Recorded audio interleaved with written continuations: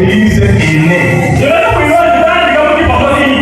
Nous sommes dans une église presbytérienne des États-Unis. Cette église-là s'appelle Presbyterian Church in USA.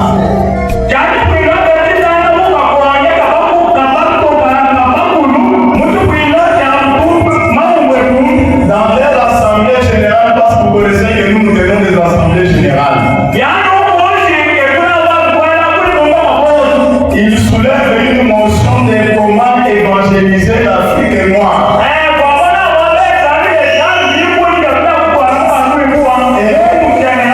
Ils ont pris l'option d'évangéliser l'Afrique centrale.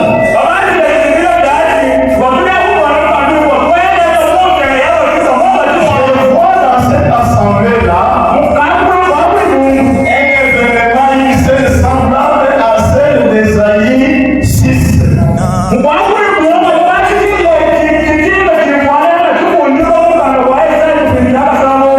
Les membres de l'assemblée se posent la question, enverrons-nous?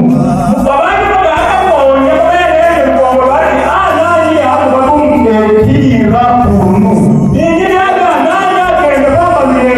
y a deux jeunes garçons qui se lèvent. Je dis deux jeunes garçons. Ils n'avaient jamais encore épousé des femmes. Ils n'avaient pas encore d'enfants. Il s'agit là d'un jeune noir avec 24 ans d'âge. C'est William Shepard. Et un autre jeune blanc de 23 ans. Ça vient de Nervel Lapselé. Ce sont ceux-là qui disent nous acceptons d'aller. Ne connaissant pas l'Afrique, ne connaissant pas là où ils allaient, comme Jésus dit, nous irons. Si la mort nous arrive, nous allons mourir. Effectivement, lorsqu'ils sont arrivés au Congo, Lapselé a laissé sa tombe au Congo. Lorsqu'il voulait rentrer chez lui pour donner les rapports, il a souffert la fièvre jaune. Fièvre jaune. Et à partir de cette maladie, il a succombé au niveau du banana. On l'a enterré dans des conditions ignobles.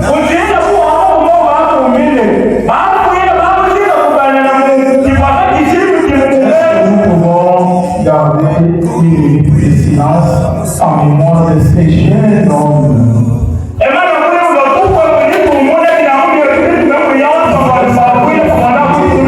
L'évangile, moi et toi, il a permis sa vie comme Jésus.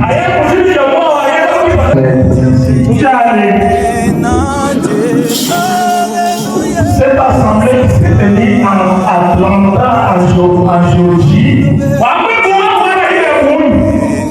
c'était dans la ville d'Atlanta. C'était le pays en 1887. En 1887, il commence le voyage. Quelques temps après la conférence de Berlin. Le pays qu'ils ont choisi pour évangéliser appartient à Léopold II comme propriété privée.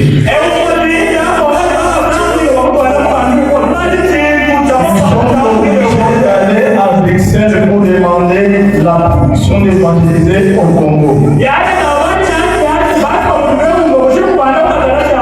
Et nous sommes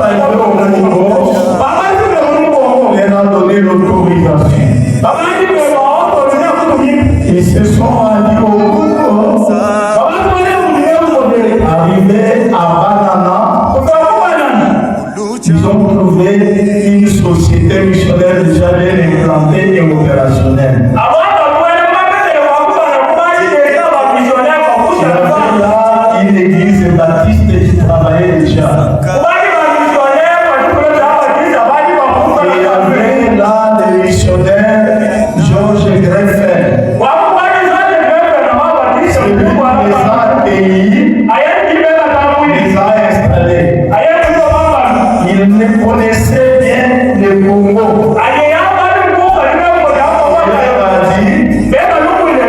La région du Grand Kasaï n'est pas encore, le bassin du Kasaï n'est pas encore évangélisé. Il a prodigué des conseils pour aller au Grand Kasaï. Il les a facilité la tâche en cherchant les porter. Il n'y avait pas de véhicule. Il n'y avait pas de chevaux. Tout ce qu'ils avaient été transportés aux épaules. Ils ont eu des porteurs. Jusqu'à Arebo. C'est maintenant dans la province du Kasaï. Le 18 avril 1891.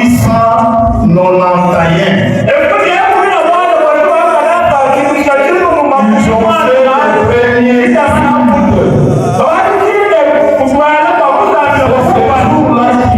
la naissance d'une église. Cette église-là s'appelait comment?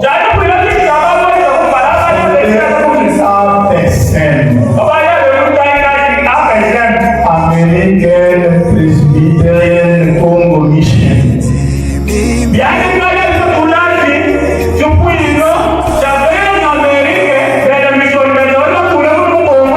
C'était une mission américaine au Congo.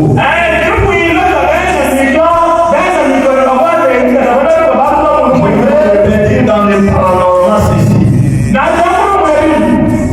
L'histoire de cette église a connu trois phases importantes.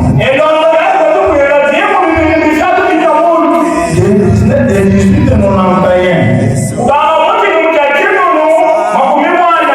jusqu'en 1960, c'était la phase de l'implantation et de l'expansion.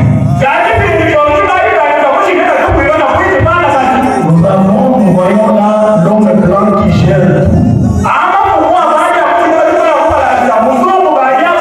Il a contrôlé. Je me rappelle un missionnaire du nom de Vacon. Il s'est exclamé un jour épuisé par le travail. Il dit au Congo, nous sommes au même moment menuisier, charpentier, jardinier, imprimeur, enseignant. Il a donné agriculteur. Nous sommes tout et tout cela au détriment de l'évangile que nous sommes venus enseigner.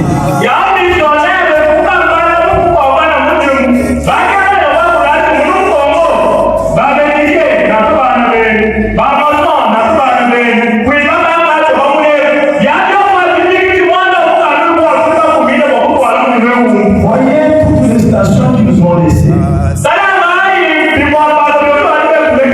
Lorsque je vois la quantité de planches qui sont à Libanda, en déchanition, à Kankinda, à Luego, à Lugondaï, à Moukoto, à Boulate, à Katoué, je me suis toujours posé la question, c'était quelle volonté?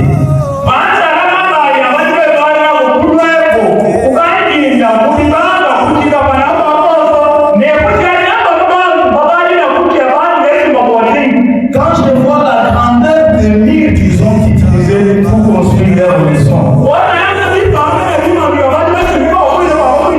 je me suis dit, si on donnait à un Congolais la chance de construire, pourra-t-il faire ça?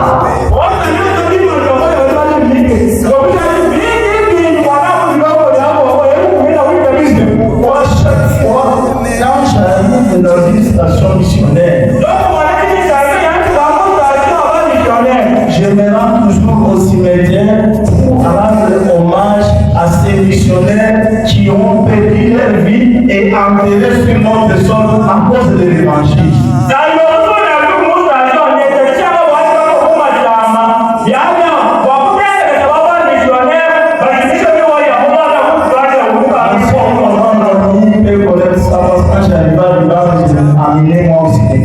Je vois par exemple la tombe de enfant de 2 jours, il est mort. Et on écrit un verset biblique là-bas. Et une femme, un vieux papa, tout ça, ça nous dit quelque part que cette église avec laquelle nous jouons aujourd'hui est sortie de la souffrance des gens qui ne sont pas de notre pays.